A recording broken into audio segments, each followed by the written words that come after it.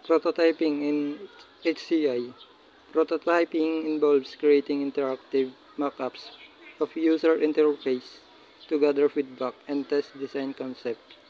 Before final implementation, it allows designers to iterate, learn, and improve the user experience by involving user early in the design process.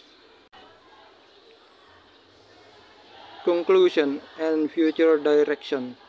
Prototyping is a vital part of HCI design and development, enabling user-centered approaches, identifying issues early on, and fostering collaboration.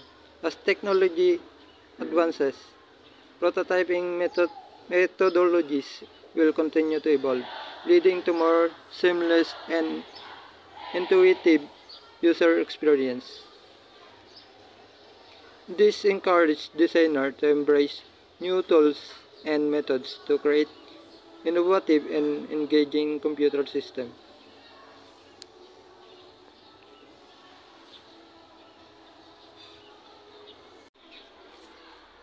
Sa HCI po, ang prototyping ay isang mahalagang bahagi ng process sa pagbuo po ng system kung saan ginagamit ang visual at interactive na mga model bago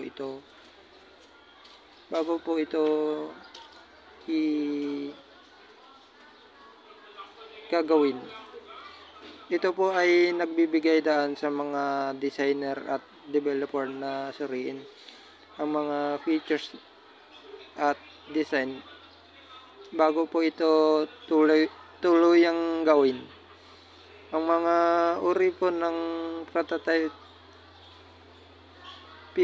tools at methodologies ay nagbibigay po sa kanila ng mga kalaman para makabuo ng modelo na mag-fit po sa kanilang mga gagawing website.